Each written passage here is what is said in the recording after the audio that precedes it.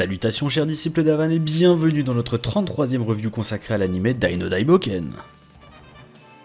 Cet épisode, intitulé Les calculs de Zaboera, a été diffusé le 22 mai 2021 et couvre l'assaut désespéré d'Adlar sur la troupe de Dai après leur terrible combat contre Baran. Il adapte les événements de la moitié du chapitre 114 jusqu'à la fin du chapitre 117 du manga.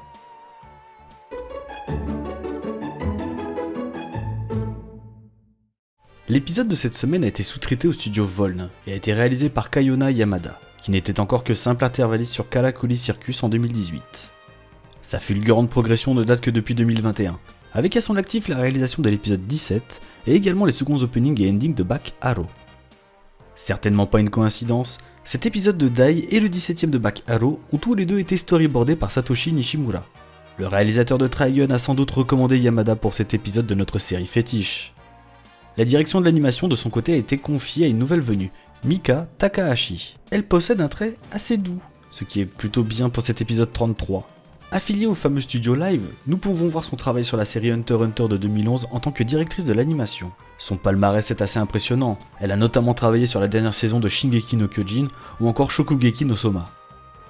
Quant à la supervision de l'animation, cette fois c'est Naoko Yamaoka, la directrice de l'animation sur l'épisode 30, qui s'est occupée des corrections. Il est à présent temps d'analyser ce 33e épisode, et comme nous allons pouvoir le constater ensemble, malgré une scène censurée, nous avons vraiment encore été gâtés. Allez, c'est parti! Beggy Dragon!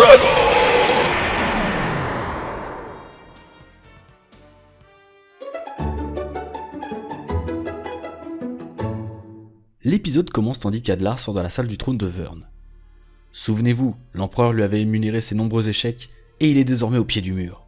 Il n'a plus d'autre choix que de vaincre Dai par tous les moyens. Cette adaptation nous propose un échange inédit entre le commandant et le fourbe Zaboera. Il est d'ailleurs amusant d'y voir l'évêque mystique tenter de suivre la même vitesse que son supérieur. On aurait presque l'impression que ses animations étaient accélérées. Dans le manga, on pouvait seulement voir Adlar partir sans dire un mot, avec une case portant sur son regard anxieux. Le légat de la Légion mystique se contentait de le regarder sans dire un mot. Ici, le roi du mal lui demande de convoquer l'ensemble de sa légion afin de lancer un assaut décisif sur Dai. Mais Zaboera lui rappelle qu'une attaque frontale ne mènerait à rien et lui propose une solution alternative. Un excellent plan de ce perfide individu accompagne sa suggestion, dans lequel nous pouvons voir ses ongles briller, ce qui évoque évidemment ce qui va se passer. Adlar semble alors se résigner à l'éventualité de faire appel à la ruse plutôt qu'au mérite. Cet ajout est intéressant pour les amateurs du manga, qui profitent de la préparation du plan à venir. En revanche, il pourrait peut-être gâcher la surprise de ce qui attend la troupe pour les nouveaux venus. On serait curieux d'avoir votre avis. De leur côté, dans la vieille cabane de l'épisode 25, nos héros se reposent. Tout comme dans le manga, Yunkel est assoupi, tandis que la pauvre Léona s'était elle-même endormie, épuisée après avoir lancé un tas de Beoma pour guérir tout le monde. Il serait peut-être temps d'apprendre le sort multisoin, jeune fille. On peut aussi constater que la fenêtre à côté de la princesse est à la bonne hauteur, là où dans le manga on pouvait s'interroger sur sa praticité. Dai quant à lui n'a rien trouvé de mieux que de dormir sur des boîtes en bois. Mais où donc est passé le lit moelleux de l'épisode 25 ? Bref, à part un bon labago, je vois pas trop ce qui pourrait choper. Enfin, Crocodile veille sur notre petit héros, et on peut apprécier la différence de corpulence entre les deux équipiers. Notre roi des carnassiers paraît vraiment immense à côté de lui. Évidemment, notre beau gosse intellectuel prend sur lui pour monter la garde, mais il est bien trop fatigué pour pouvoir tenir le coup. Heureusement pour lui, Pop apparaît et se propose de s'en occuper. Nous avons d'ailleurs le droit à un plan très sympathique, reprenant à l'identique la planche d'origine. Afin de rassurer ses amis, le magicien leur fait une petite démonstration, fidèle à l'original, en pressant un pétale avec Gira sans le brûler entièrement. Crocodile explique à haute voix qu'il faut concentrer beaucoup d'énergie en un point unique pour réussir, tandis que dans le manga, il ne faisait que le penser. Après cette petite représentation, Pop fanfaronne, et pour une fois dans cette nouvelle adaptation, un fond humoristique a été utilisé, probablement pour reprendre les intentions de la case d'origine. Yunkel le BG, qui a regardé la review 32, pense comme nous que le corps du magicien a été renforcé grâce au sang de Baran. Et Dai aimerait bien aussi pouvoir donner du sien à ses camarades pour les rendre plus forts. C'est pas comme ça que ça marche, car c'est son côté humain qui est prédominant. Ça le déçoit un peu. La réaction de ses camarades a été changée ici, en particulier Crocodile qui paraissait bien plus pensif à ce moment de l'intrigue. On rejoint notre cher Pop à l'extérieur en compagnie de Gome-chan, et il est évidemment bien plus mal en point qu'il ne souhaiterait l'admettre. Il se dit que la prochaine fois, il ne se ratera pas. Dans le manga, la gluante dorée avait une réaction bien plus appuyée, tandis qu'elle pensait que Pop parlait d'un prochain Megante. Ici, elle se contente d'avoir une mine inquiète. En revanche, lorsque le magicien lui parle de leur conversation dans l'au-delà, les points d'interrogation autour de Gome-chan ont été laissés, comme si elle ne se souvenait de plus rien du tout. Le visage de la pauvre créature est alors affectueusement malaxé par Pop. Ce plan est d'ailleurs montré d'un point de vue différent du manga. Merle, qui s'inquiétait de l'état de Pop, se cache derrière un arbre et observe la scène. Dans le manga, ses pensées nous indiquaient que quelqu'un arrivait, ce qui n'est pas le cas dans cette adaptation, dans laquelle nous avons uniquement droit à un effet de surprise. Il s'agit de Mam qui est de retour, et présenté avec exactement la même pose que dans la page de base, ce qui ravira les puristes. Dans le manga, Pop en avait d'ailleurs les larmes aux yeux, petit détail qui a été supprimé ici. Il est toutefois surpris que Mam ait pu abandonner son entraînement en arts martiaux pour s'enquérir de l'état de ses amis. De son côté, bien que Merle ressente une aura particulière autour de Mam, elle pense être uniquement jalouse de ses retrouvailles et préfère partir. On peut petit à petit voir ses sentiments pour Pop se développer, sans jamais toutefois s'imposer. Tandis que le magicien souhaite retourner auprès des autres, Mam le prend par la main, et elle en rougit, reprenant fidèlement les planches de base. Dans le manga, on pouvait lire les battements du cœur de Pop qui battait la chamade. Le pauvre garçon devait être vraiment perdu par l'attitude de la jeune fille. Cette petite subtilité a disparu, mais ça n'est pas un mal, car ici la mise en scène sonore s'appuie essentiellement sur la musique et l'utilisation de la flûte comme instrument principal. Le passage est ainsi très bien développé, et prend son temps, tandis qu'une étrange brume enveloppe les lieux et semble endormir Gome-chan. La mise en scène fera ainsi penser à certains animés des années 90. On est ainsi pris dans une ambiance légère et suave, et on se sent partir en même temps que le magicien. Dans le manga, nous avions droit à un contre-plongé culotte qui n'était pas forcément nécessaire, ce qui a été retiré ici. La case devait probablement être là pour faire écho aux sentiments, mais aussi aux désirs du jeune garçon. La musique et l'ambiance légère s'arrêtent subitement tandis que Mam enfonce ses onglets dans le cou de Pop et dispose d'un visage machiavélique. La planche de base a été sublimée ici, et c'est un magnifique travail de l'équipe, notamment grâce à un travail d'ombrage maîtrisé et un doublage extrêmement convaincant. Souci du détail, le sang de Pop reste sur les onglets de Mam, qui dispose à présent d'un faciès inquiétant. Toute cette scène a vraiment bien été traitée, l'ambiance d'origine a été magnifiée, un grand bravo. Tandis qu'Adlar est introduit par la fausse Mam, en tout bien tout honneur bien évidemment, celle-ci nous révèle sa vraie nature. Il s'agit évidemment de Zaboera, qui avait utilisé Moshasu pour changer d'apparence. On comprend mieux le plan du début de l'épisode avec ses ongles brillants, puisqu'il avait déjà tout prévu. Le pauvre Pop est roué de coups de pied par ce lâche de Zaboera, et est dans l'incapacité d'alerter ses amis qui sont tous en train de dormir. Dans le manga, une planche présentait l'équipe en train de dormir sur une seule planche, tandis que la bulle contenait les rires contentés de Zaboera. Pop est toujours conscient, probablement grâce aux vertus du sang de Baran, et ne comprend pas la lâcheté d'Adlar. Il est certes son ennemi, mais il ne s'est jamais rabaissé à de telles méthodes. La réaction du roi du mal est savoureuse, il en claque des dents et perd son sang-froid, il n'a plus le choix des méthodes. Ainsi la fureur dont il faisait preuve dans le manga à ce moment-là semble encore plus grande ici, c'est du super boulot. Évidemment, le choix des méthodes pour gagner à tout prix fait immédiatement penser à l'erreur qu'avait pu faire Crocodile en son temps, en prenant le grand-père de Dai en otage. Mais il avait pu le comprendre, il y a bien plus important que la seule victoire. Le regard de Pop reprend vraiment bien la planche de base. Cependant, dans cette adaptation, la réaction d'Adlar semble davantage dans le registre de la colère, tandis que son regard dans la planche de base semblait davantage tourné vers le doute. Toutefois, ne sous-estimez pas l'importance de cette scène sur la suite du manga, car elle amorce quelque chose. Zaboera trouve une excuse dans l'insolence de Pop pour lui remettre des coups de pied, et s'apprête à l'achever.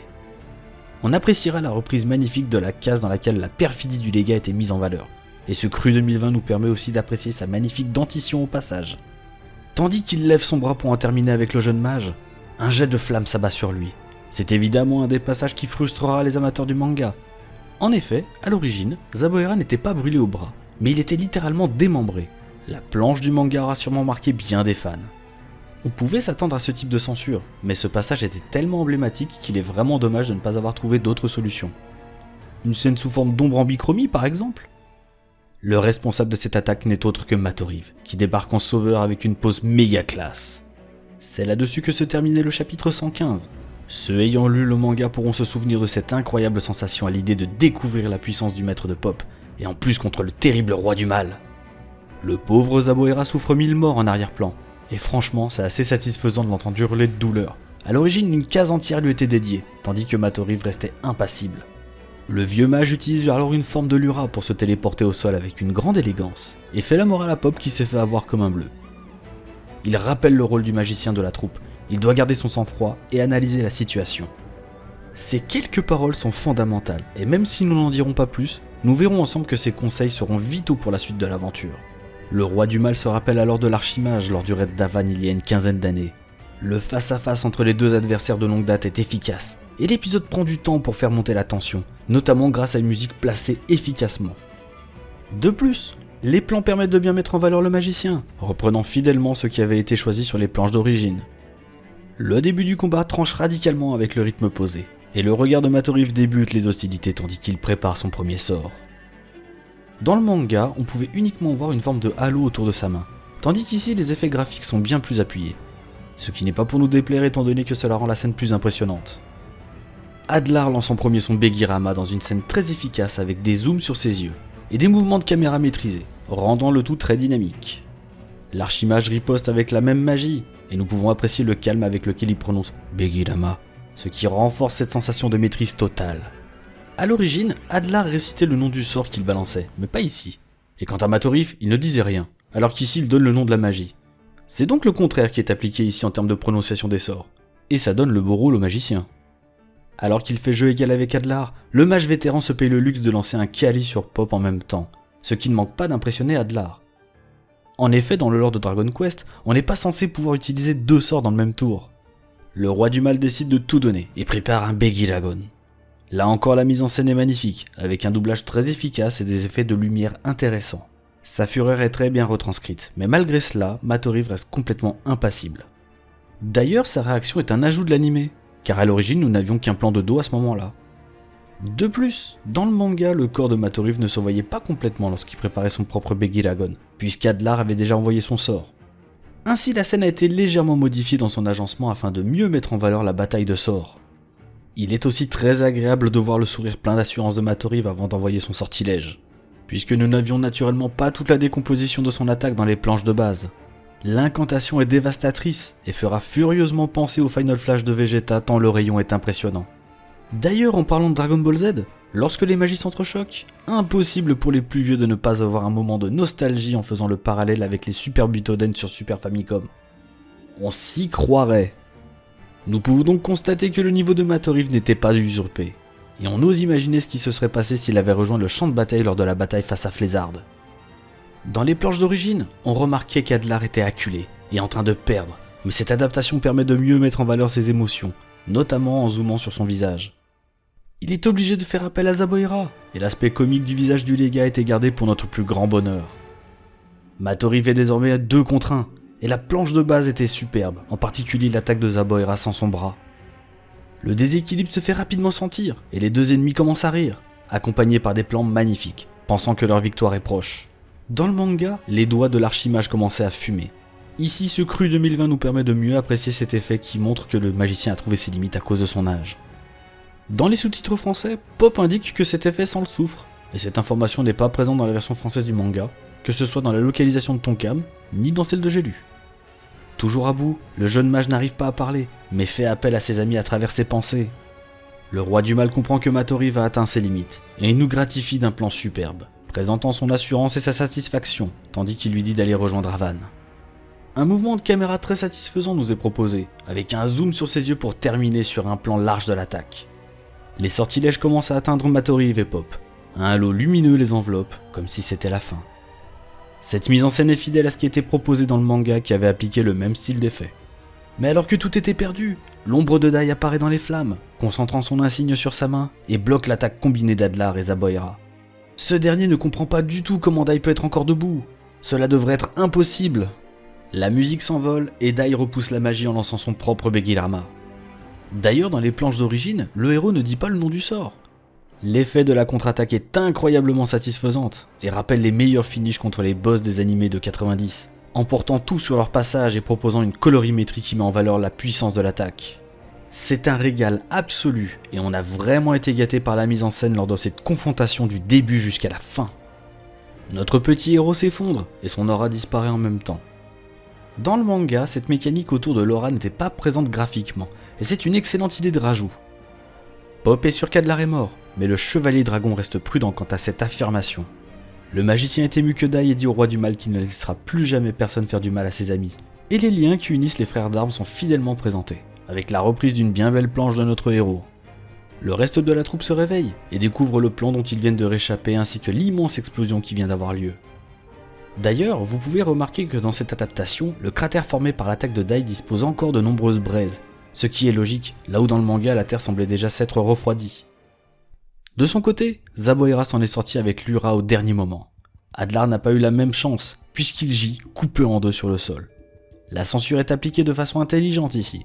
Ainsi, la cape d'Adlar permet de cacher son corps, tout en nous faisant comprendre son état. Les dessins d'Adlar sont sublimes, et le travail d'ombrage est encore une fois magnifique. Le roi du mal refuse la défaite et menace son subalterne. Il lui demande de lui faire bénéficier de son mystérieux travail sur les archimères, et obtenir un pouvoir similaire au draconien. Les pupilles tremblantes et la morvonnée, Zaboira comprend qu'il va devoir obtempérer. Le travail de mise en scène est absolument remarquable. Les planches d'origine étaient pesantes, toute la détermination d'Adlar se ressentait. Mais ici, c'est encore plus palpable, notamment grâce au dernier plan de ce passage sur la main d'Adlar tournée vers le ciel, et donc vers l'avenir. De retour dans la cabane au fond du jardin, Matorif a retrouvé le lit douillet. Il a droit à un matelas. L'honneur est sauf, les anciens sont bien traités. Pop se fait réprimander sur la légèreté dont il a fait preuve, et nous avons droit à l'adaptation d'une case savoureuse dans laquelle il sifflote. Matorif nous explique alors pourquoi il n'était pas là quand Dai avait perdu la mémoire. En effet, comme on l'avait indiqué dans notre analyse de l'épisode 26, bien que cela avait été supprimé dans l'anime, dans le manga, Pop était allé chercher son professeur pour obtenir des conseils, mais ce dernier était absent de la grotte. La raison est simple, le mage vétéran est allé chercher le recueil d'Avan, un livre dans lequel le héros avait compilé ses techniques, ses sorts et quelques conseils. Il demande à Dai de dire un passage en particulier, mais il ne sait pas lire correctement, ce qui ne va pas manquer d'interpeller tout le monde. La case de la réaction hilarante de Matorif a bien été adaptée, tout le monde a exactement la même tête, même Pop qui a vraiment une tête très marrante. Enfin, tout le monde, sauf notre BG immortel, mais bon, il fait rien comme tout le monde celui-là.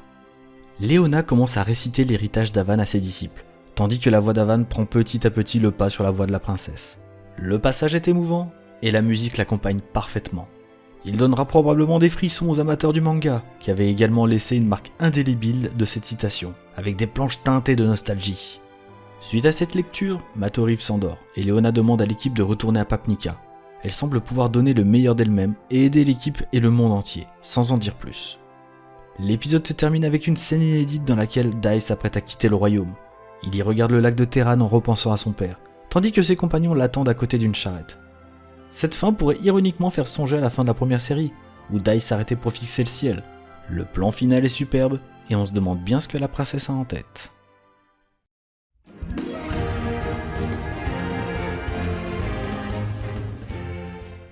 Alors que nous aurions pu penser qu'il aurait pu être sacrifié après les excellentes productions autour du combat contre Baran, cet épisode fait un quasi sans faute.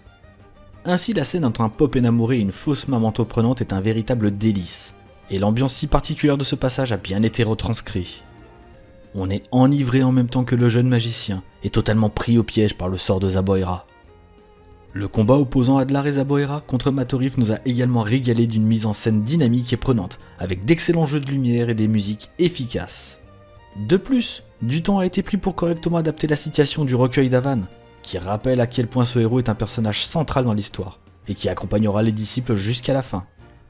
Enfin, l'épisode se paye même le luxe de nous gratifier de 2 scènes inédites, notamment celle de fin qui permet de créer un fil rouge autour des relations entre Dai et son père. Comme rien n'est parfait en ce bas monde et qu'on chipote un peu, on aurait aimé voir le bras de Zaboira arraché, mais malheureusement ça a été censuré, ce qui ne plaira probablement pas aux puristes et diminue l'intensité de l'arrivée de Matorif. Cet épisode est une excellente production et devrait contenter la plupart des spectateurs. Nous avons hâte de découvrir avec vous le prochain épisode qui sonnera le début du nouvel arc et qui présentera un personnage qui va probablement surprendre plus d'un. Cette 33e review est désormais terminée, nous espérons que vous l'avez appréciée. N'hésitez pas à nous faire part de vos commentaires, à mettre un pouce vers le haut pour nous donner du courage et à vous abonner à la chaîne pour ne rater aucune de nos vidéos. Vous pouvez également nous suivre sur nos réseaux sociaux respectifs ainsi que de nous rejoindre sur notre Discord dont les liens sont en description. Allez, prenez soin de vous chers disciples d'Avan et à la semaine prochaine.